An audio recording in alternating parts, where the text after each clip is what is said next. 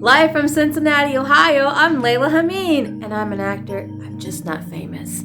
Hope you're having a good day. So, I got my lovely TikTok shirt on today. Just recently, I participated in the Creative Learners Fund through TikTok, where they pay artists to basically make educational TikTok videos, 60 seconds or less, and you get so many of them approved and you get paid. Well, I'm excited because mine got approved and I'm waiting on payment. Hey. And so my family that makes fun of me for being on social media too much, guess what? Being on the social media site TikTok is gonna get me some money. There we go. But anyway, so today's topic is about the time that I felt very, very uncomfortable on an indie film set and the experience behind it. Are you ready? Okay. Without giving too much away, I was cast in an independent project about 5 or 6 years ago, and it was a history piece. So it was taking place during the 1800s. That's all I'm gonna say. Historical piece.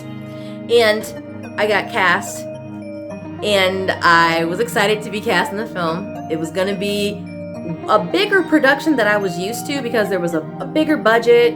There was wardrobe and costuming, and everything just seemed like, it was going to be like good. And it was good, essentially. It wasn't an awful experience by any means. But there were some moments where I felt really, really uncomfortable, and I have to be transparent. So in the audition, I had to do it through FaceTime. And I was lucky enough to borrow my friend Erica's phone. I went over to her apartment and I was like, Erica, I need to borrow your phone for this FaceTime. I don't have a FaceTime. I've got Android. Help me out, my friend. So she let me use her iPhone. And I did the audition. I had to pretend to cry. I cry a lot in my projects. I don't know what it is. I'm a gifted crier. I'm sensitive. So I cried on cue and they loved it. And so the director was like, okay, great, that was really good. That was good. Now we want you to moan. What? In Los Angeles, because they were at a film festival. They were like, man, you did a really good job. The male director looked right in the camera and said, okay, now we want to hear you moan. What? And I looked like a deer caught in headlights. I was like, excuse me?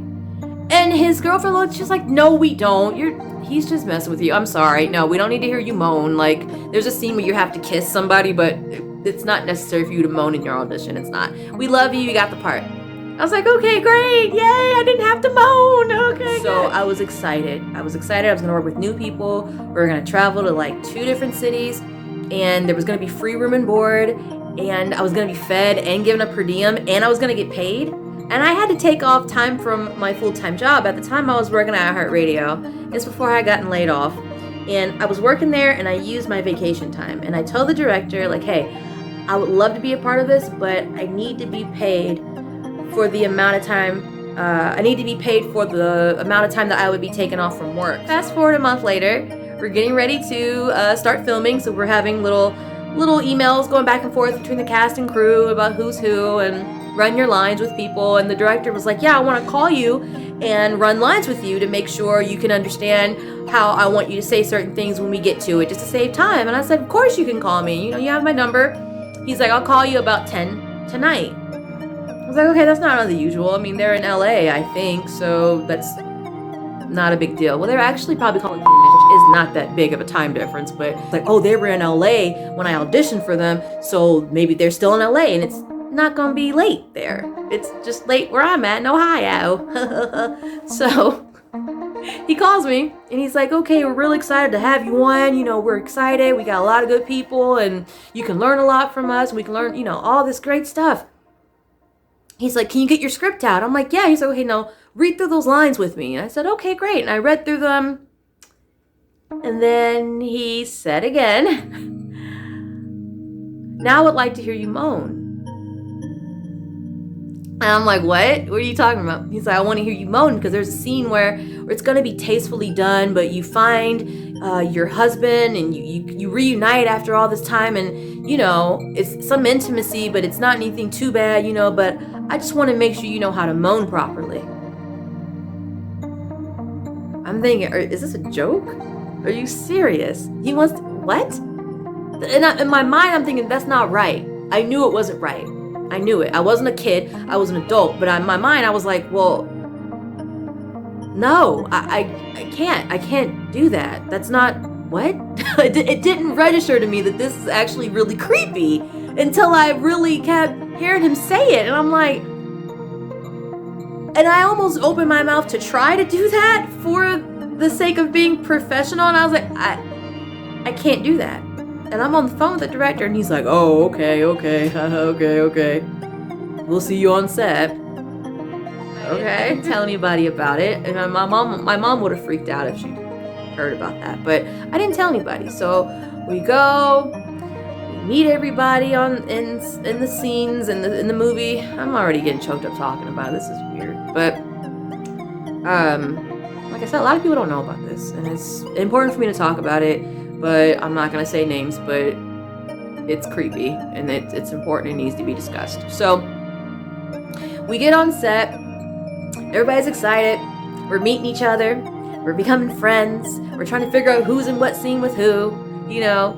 And it's this buzz of excitement, you know, all these creative people together.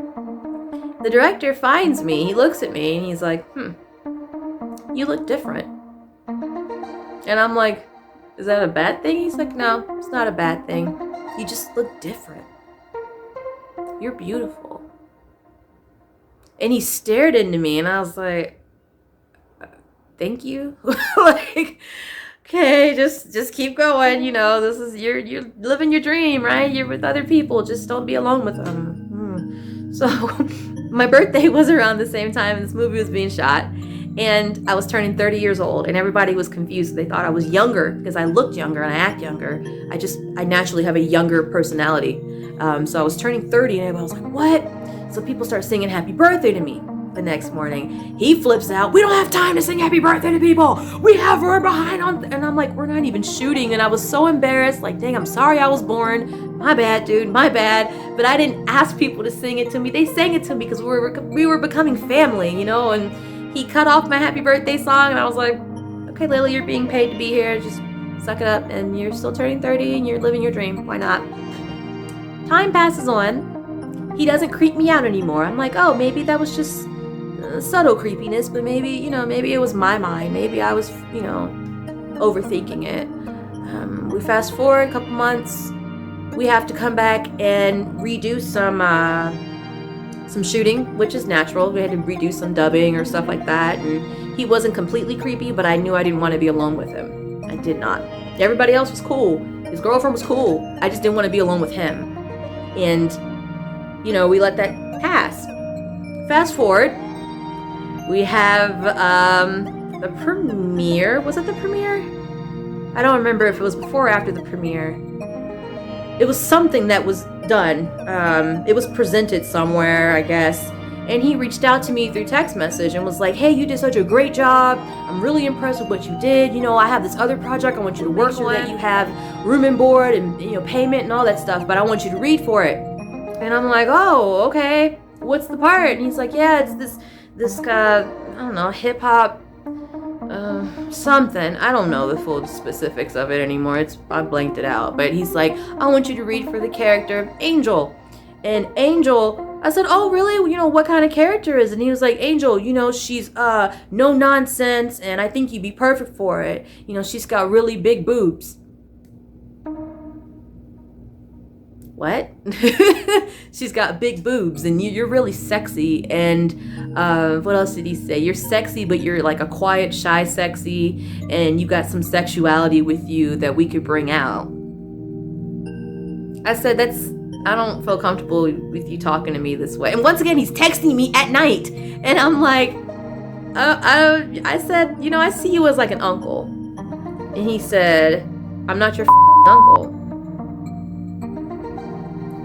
And you're immature, and you're never gonna make it, and all sorts of just crazy stuff. And I'm like, first this man asked me to moan twice. Then he stares creepily into my eyes and tells me I'm beautiful, whatever. That's creepy. But then he's talking about, oh, this character's right for you because she's got big boobs. Okay, there's a way of saying that. You could say, you know, she's well endowed in the upper area. I don't know, she's curvy, she's voluptuous. There's other words you could say besides saying that, and it made me feel really creepy, and it made me feel like he was really creepy, and I wasn't the only one he said stuff to like that. I'm not gonna get into everybody else's story, but like I wasn't the only one. But it was very creepy. And I'm thinking if I could go through this on the independent film level, I'm a nobody in the film industry, right? I'm just some chick that loves acting and does one-woman shows. You know what I mean? And I have a talent, I have a gift, and I work hard at it, and I value it. But if somebody is gonna treat me that way, and I'm not necessarily wanting to be a star, but I want to pursue the arts, I'm like, wow, like this isn't cool.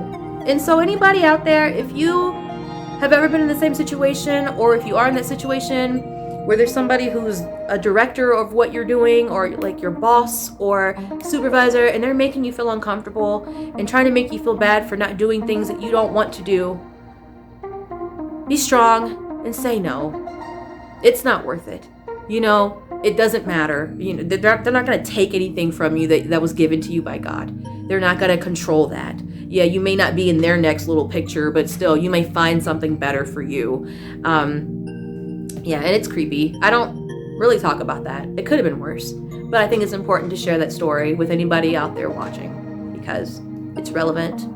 And with the whole Me Too thing and everything, for males and females, children and adults, your story matters, and down with the creeps. No, but really, that was creepy, and I wanted to share that with everybody. So, hope you have a great day. Once again, my name is Layla, live from Cincinnati. I'm Layla Hameen. I'm an actor. I'm just not famous. Probably never will be. All right, you guys have a great day. Bye.